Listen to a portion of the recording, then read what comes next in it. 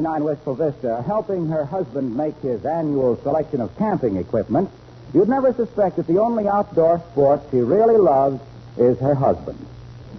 But here at Abercrombie and Snyder's, where you can get anything from poker dice to elephant traps, we find Fibber McGee and Molly.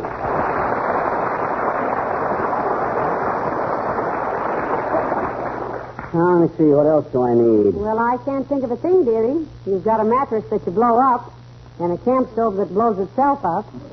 Oh, my gosh, a camp stove. That's what I need. Hey, Bud, is anything new in camp stove? Oh, yes, indeed, sir. We have the new post-war models now. Oh. Built-in egg timer, fish scaler, bathing suit dryer, and corn popper. Solid steel, only weighs 97 pounds. 97 pounds? How could anybody carry a stove like that? Well, that's what makes this stove so unique, madam. You don't have to carry it. The legs are on clockwork hinges, and it walks along behind you from camp to camp.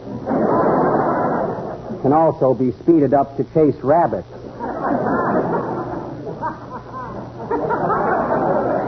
Let me see one of them. Well, I'm afraid we'll have to wait until 2:30, sir. Mr. Abercrombie, our president, is cooking his lunch on it. What time is it now? About 1:30. Look, McGee, if you're going to sleep out in the open, how about a mosquito net? A net for mosquitoes? Not me, Snooky. I can catch them things with my bare hands. Hey, Bud. Sir? Look, I'm taking a 2-week float trip in the Ozark Mountains, fishing and hunting. I'm starting at Naked Joe, Missouri, and ending up at Powderhorn, Arkansas. You got any suggestions? And you can skip the one about staying home. I've tried that. Well, now let me see, sir. How about a nice bobsled? We have one with ball-bearing steering gear and chromium nameplate. Sells for only $722. Why on earth would anyone want a bobsled in Missouri in the summer? I don't know, madam, but I get a bonus of $100 if I sell it. And with $100, I could get my mother out of jail. What's she in jail for, Buster? Oh, she's just a thoughtless little bobby socker, bless her heart. She's always going around socking bobbies. Oh, by the way, sir, how about hip boots? Need any hip boots, dearie? Yours leak in 7 places. Gee, do they really? Yeah, don't you remember? You call them your 7-leak boots? You got any good hip boots, Bud? No, sir, but next week we expect some in. Good ones, too. Mm-hmm. They have a double sole with 4 ounces of water sealed in. Mm-hmm.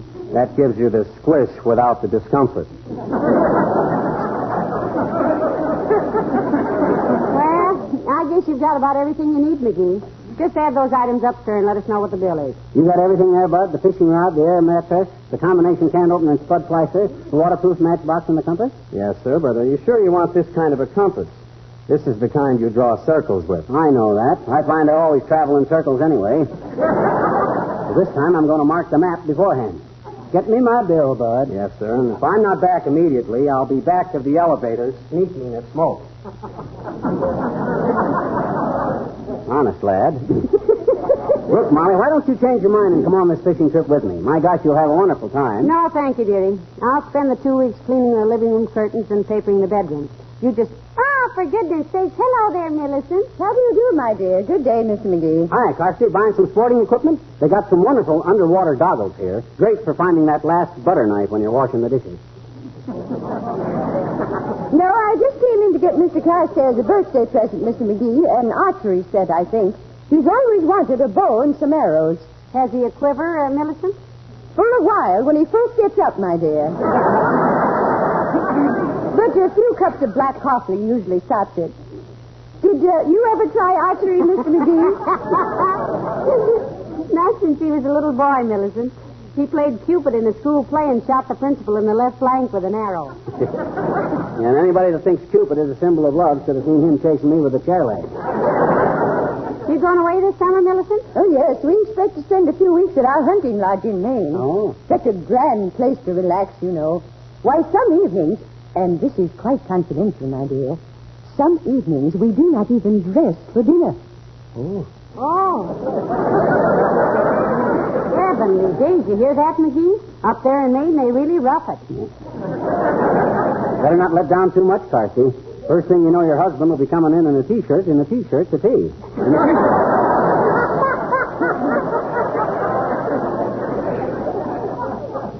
How big a shack you got up there, kid? Oh, it's just an old log cabin, Mr. McGee. Mahogany logs, of course. Well, mad. 25 rooms, not counting the conservatory and game room. Swimming pool, landing strip, boathouse, formal gardens, and a 19-hole golf course. A 19-hole course? A golf course don't have more than 18, Carsey. Oh, really? Well, I don't play golf myself. But Mr. Carstairs is always telling about taking 8 or 10 shots to get out of the trough on the 19th. Are you going away this summer, my dear? I'm trying to get her to go on a float trip with me for some fishing, Carsey, but she don't want to go. Oh, I have so many things to do here, McGee. You'll have fun going by yourself. Do you fish, Millicent? No, but I'm rather good with a shotgun, my dear. You must go out sometime and shoot skeet with me. Oh, I'd love to, Millicent. You shoot 'em and I'll cook 'em, Molly. I got a recipe for broiled skeet that I've used for years. Ain't they delicious, Carsey? Simply delightful, Mr. McGee. And no bones.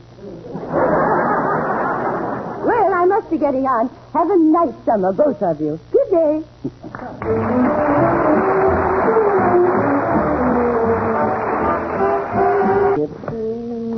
What are you doing, McGee? I'm pumping up this air mattress to see if it leaks anyplace. Listen.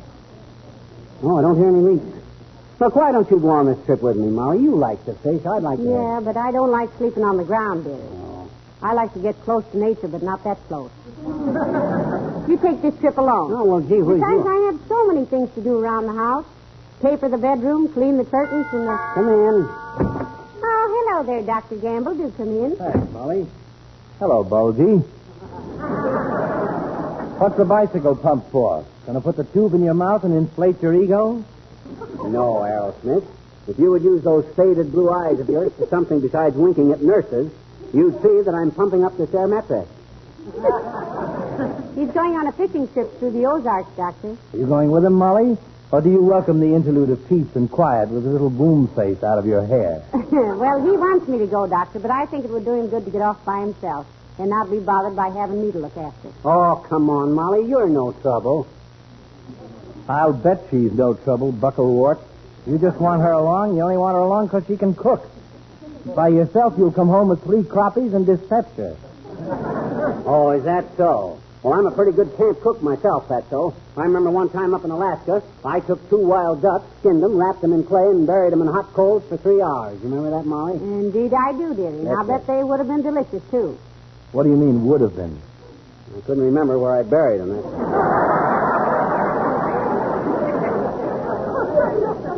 As far as I know, they're still cooking.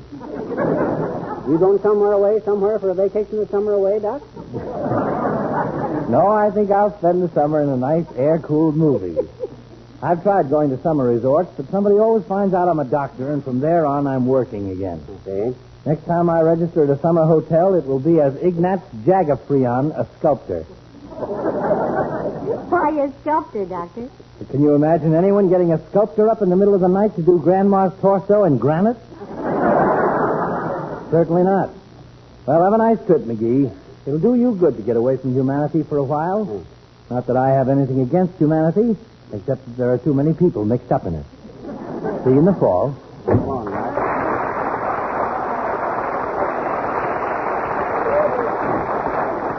My, isn't he a sweet old character? Yeah, Doc's a great guy. Only thing is Listen, is that mattress leaking?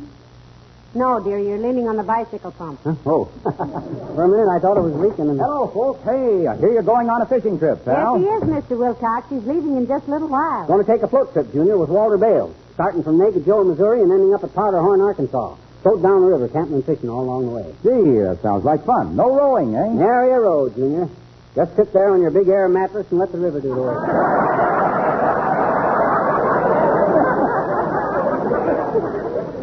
You going any place this summer? I am going to the garden spot of America, pal. Racine, Wisconsin.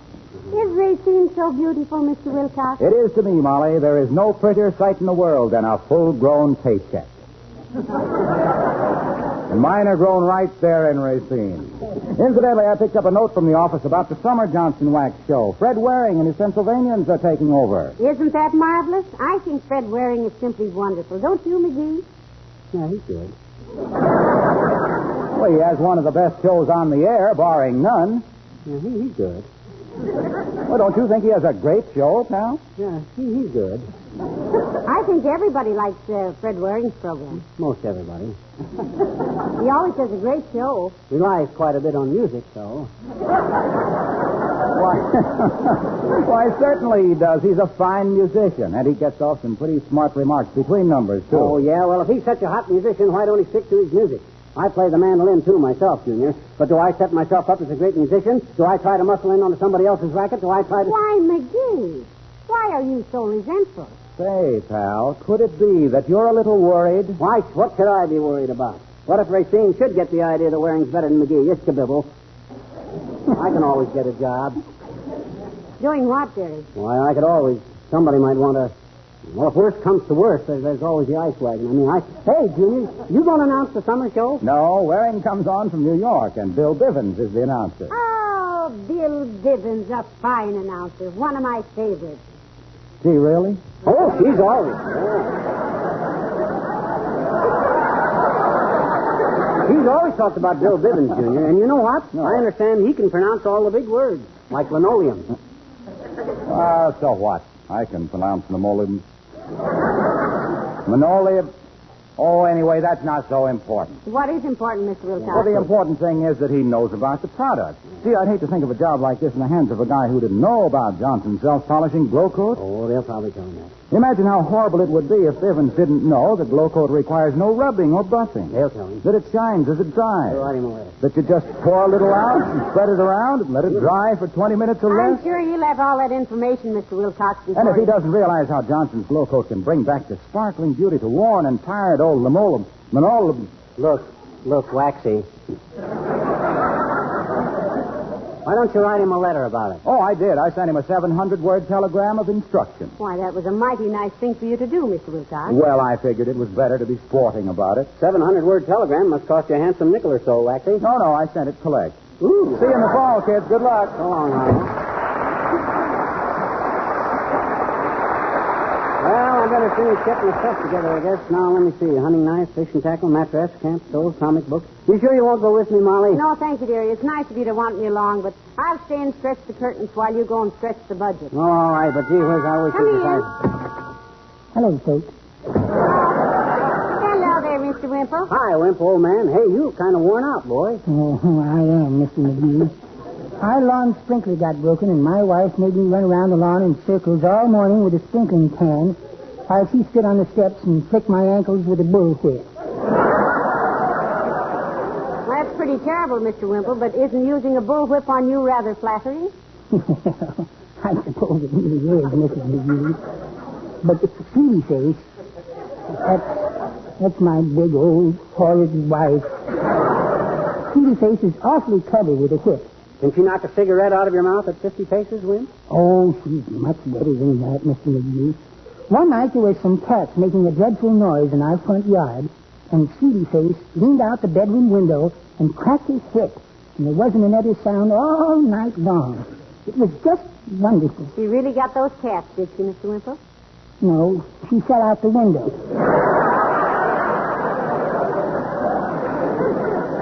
Wimp, I predict that one of these days you'll get tired of being pushed around. You'll let her know who wears the pants in your house. Oh, you're so right, Mr. McGee. I've got it all planned out how I'll do it, too. The next time she starts in on me, I'm going to step up on a footstool and look her right in the eye. Who do you think you're talking to, I'll say. Then she'll slap me across the room, and as I fall, I'll knock over the goldfish bowl.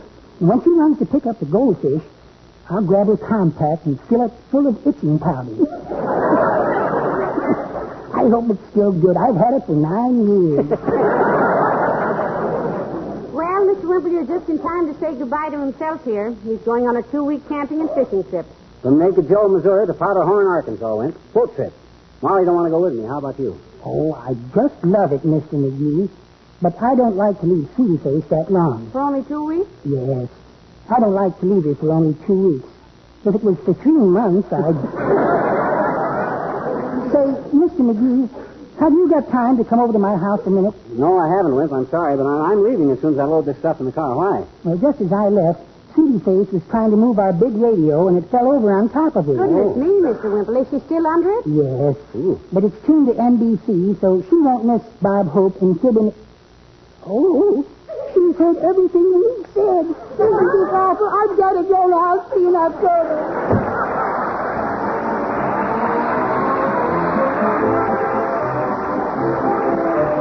The car all packed, Molly. I got enough equipment in that jalopy to take me to Tibet and back. I believe in taking everything I need when I go fishing. Sure you got everything, dearie? Absolutely. I checked it off on my list as I packed it. Well, what's all that stuff on the piano? Oh, that's just my fishing tackle that I want. Oh, my gosh, my fishing tackle. Thanks, kid. Don't mention it. Look, you still got time to change your mind and come with me. How about it? Why don't you You're go? sweet to want me to come, dearie, but I'm going to welcome a quiet 2 weeks to get a few things done around here.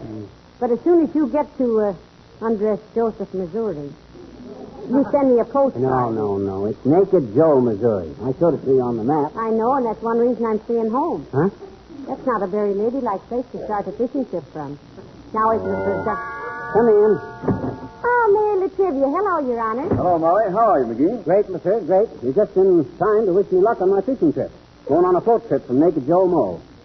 Leaving in a few minutes. Well, I hope you both have a wonderful time. Oh, I'm sure we will, Your Honor. I'm going to stay home and relax. Very intelligent of you, I'm sure. By the way, who's doing the summer show for Johnson's Wax? Wearing Pennsylvanians, Monsieur. Great outfit. They'll be on for 15 weeks. It'll be wearing all summer.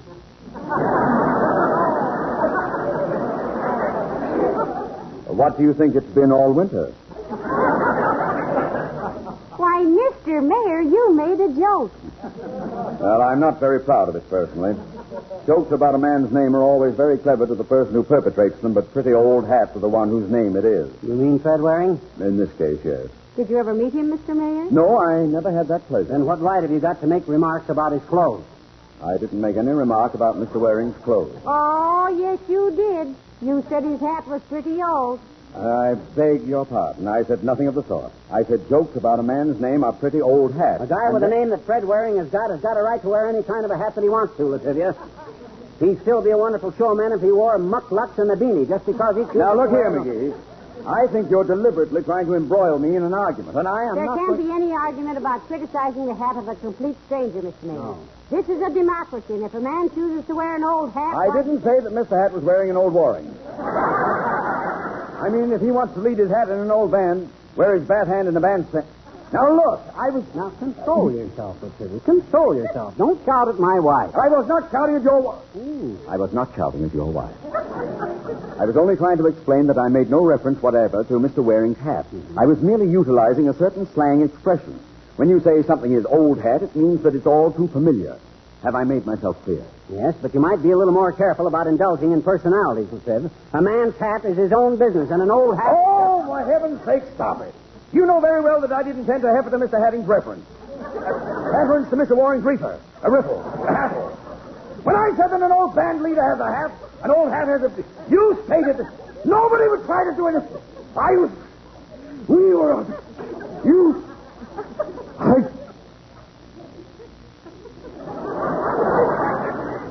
McGee?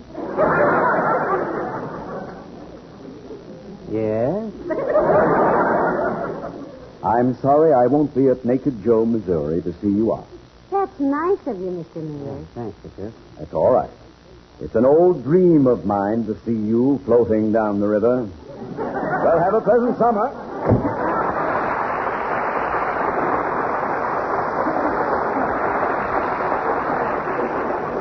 Well, I guess I better be getting started, Molly. What time is it? About 1/2 past? Great. That ought to get me to Naked Joe, Missouri, about daylight. Now, look, why don't you throw some stuff in a suitcase and come along? It'll be an awful lonesome drive without you. No, thank you, sweetheart. I'm glad you want me along, but with the bedroom to be papered and the living room curtains to be washed and all that. Who's that? I thought everybody was in. Come in. Mr. McGee, Yes? you have 65 cents for me. I have a telegram for you from a relative. How do you know it's from a relative, son? It's collect. Here, Molly, you read it. I want to check over my list and see if I packed everything. All right. Now, just a minute, boy. There may be an answer. Okay. Oh, heavenly days, McGee. Listen. Huh? It's from Cousin Salvador. What? He says, I'm bringing wife and 7 children to spend summer with you. Oh. Please wire prepaid most convenient time for arrival. That does it, McGee. I'm coming with you. Huh? Hold everything. I'll be packed in 10 minutes.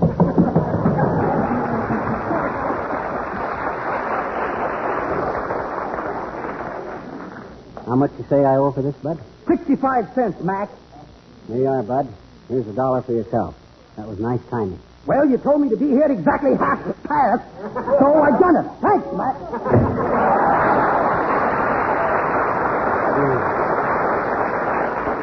McGee, you're a dirty old conniver. And if you'd learned to cook, you wouldn't have to stoop to things like this. Hey, hurry up. Come on. Ladies and gentlemen, on behalf of everybody on our show and the makers of Johnson's Wax, we want to thank you for another year of your loyal listening. And we know you'll find that Fred Waring and his Pennsylvanians will have a wonderful program with great music for you at this same hour through the summer. Between Fred Waring and Johnson's Wax, you can expect a polished performance. So until October, thank you again and good night. Good night, all.